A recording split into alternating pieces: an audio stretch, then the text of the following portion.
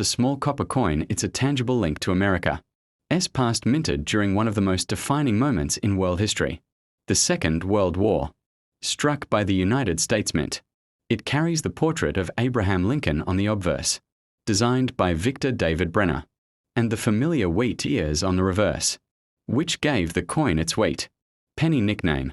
When we talk about 1942, we are speaking about a year when the United States had just entered World War II after the attack on Pearl Harbor in December 1941. Every aspect of life, including coinage, was touched by wartime economics. The penny was still made of 95% copper and 5% tin and zinc at this time. But that would change just a year later in 1943 due to copper being diverted for ammunition and military equipment. The 1942 penny thus represents the last full copper wartime Lincoln cent before the famous steel cents of 1943. Minting of the 1942 wheat penny took place at 3 locations: Philadelphia No Mint Mark, Denver D Mint Mark, and San Francisco S Mint Mark. Each mint played a crucial role in producing enough currency for a nation mobilizing for war. The Philadelphia Mint produced the highest number, making it the most common of the 3.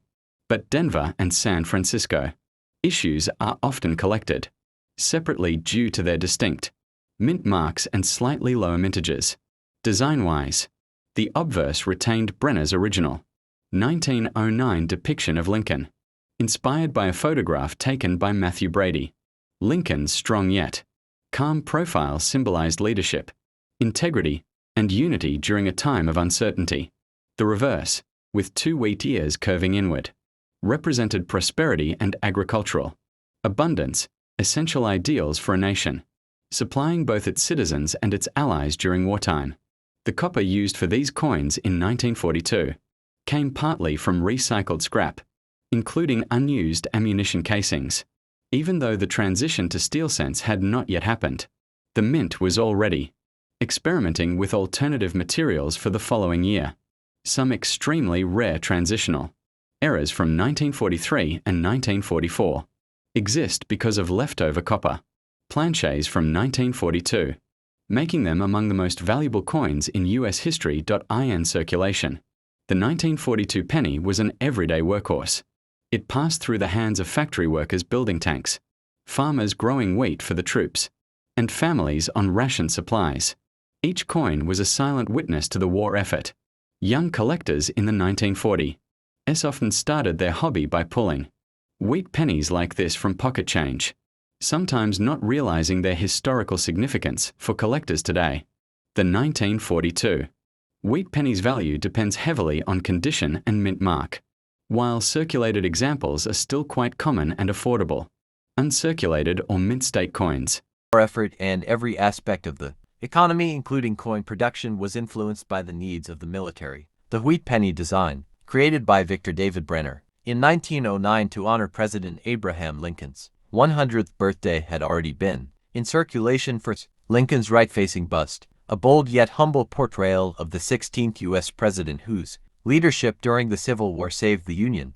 The inscriptions in God we trust appear above. Liberty is to the left and the date 1945 is positioned to the right, depending on the mint location. A mint mark may appear beneath the date. No mint mark for Philadelphia, D for Denver, and S for San Francisco. The reverse back is adorned with 2 curved wheat stalks framing the inscriptions. The Philadelphia Mint struck over 1 billion wheat pennies in 1945.1040, 515,000, to be exact, making it one of the most common dates of the series. Denver produced 266,268,000 coins, and San Francisco minted 181,770,000. This abundance means that most circulated 1945 cents are easy to find today, but pristine, uncirculated examples, especially in high mint state red MS road condition, are much scarcer and more valuable for collectors. The 1945 wheat penny offers more than just numismatic value. It as a tangible relic of a turning point in history.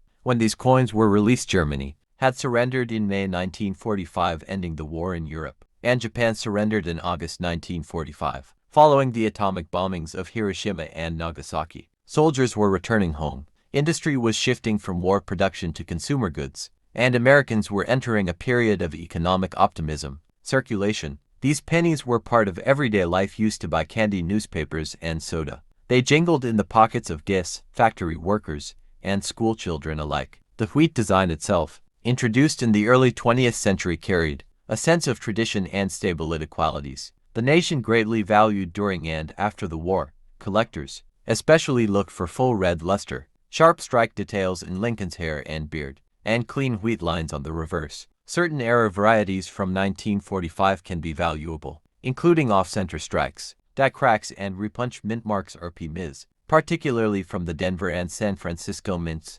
The average circulated 1945 wheat penny is worth only a few cents over face value, but in high mint state grades values can reach $50, $150 or more. Exceptional examples with brilliant color, flawless surfaces, and rare errors can bring several $100s at auction. This coin's enduring appeal lies in its ability to connect collectors to a pivotal year in American and world history. 1945. The Lincoln wheat penny had already achieved iconic status. Introduced in 1909 for the centennial of Abraham Lincoln's birth, it was the first U.S. coin to feature a real historical figure rather than allegorical imagery. This was a bold change in American coinage design, spearheaded by President Theodore Roosevelt's artistic coinage reform. The designer, Victor David Brenner, created a portrait of Lincoln based on photographs taken in 1864 by Matthew Brady, which gave the coin a serious and dignified tone. The wheat reverse was not just decorative, it symbolized the agrarian roots of the United States, a nod to the nation's farmers and the backbone of its economy. The two wheat stalks flanking the denomination were carefully engraved to represent abundance and prosperity, important themes in an America recovering from the Civil War, in Lincoln's time and later after the Great Depression and the Second World War. The mid-1940s, the U.S. Mint was operating under unusual pressures. The war had forced major adjustments in coin production materials. In 1943, pennies were made from zinc-coated steel to save copper for ammunition shell casings, electrical wiring, and military equipment. This decision caused public confusion. Steel cents rusted easily, and many were mistaken for dimes. By 1944, copper returned to cent production, but it was still sourced largely from recycled shell casings, collected from military training ranges. The 1945 wheat penny, therefore, was made from copper. That may very well have once been part of wartime ammunition. In a way, these coins became symbols of transformation, turning tools of war into tools of commerce. Minting in 1945 took place in 3 facilities. Philadelphia, Mint No Mint Mark produced over 1 billion coins, making it the largest contributor.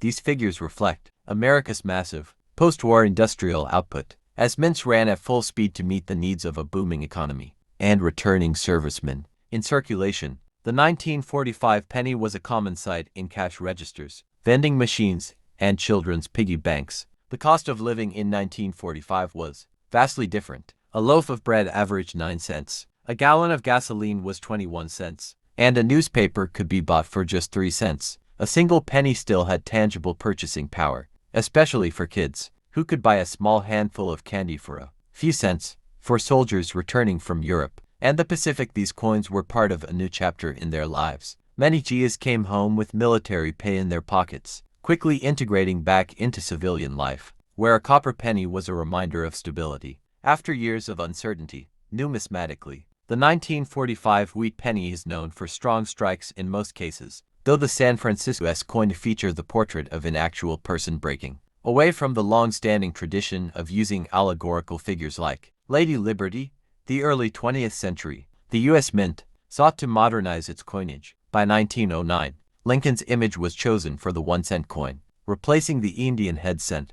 The reverse carried 2 stalks of wheat, symbolizing prosperity and national agricultural heritage, which gave it the name wheat penny or wheat cent. The time the 1930 issue was struck, the United States was in the early years of the Great Depression. Economic hardship affected coin production and circulation patterns, but the cent remained an essential coin for everyday transactions. Features: a right-facing bust of Abraham Lincoln, designed by Victor David Brenner. The word liberty appears to the left, while the date 1930 is to the right. Above Lincoln's head is the national motto, "In God We Trust." 2 stylized wheat ears curve along each side, framing the denomination 1 cent and the country name United States of America. The motto E pluribus unum appears at the top.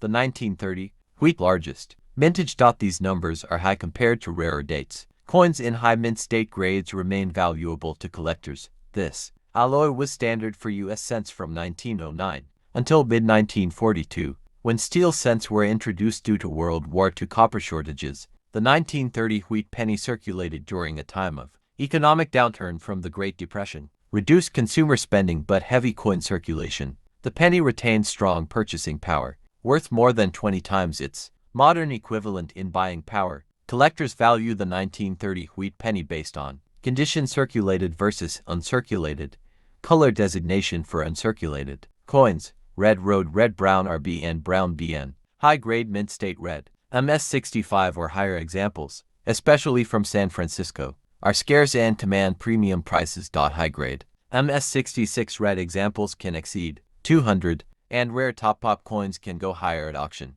1930 was one of the last years before the U.S. Mint made subtle changes to Lincoln's portrait in 1934. Despite the Great Depression, no major mintage cuts occurred for the 1930 cent, reflecting its necessity in everyday transactions. Some examples have been found with die cracks or double die obverse errors, which significantly increase collector interest and value.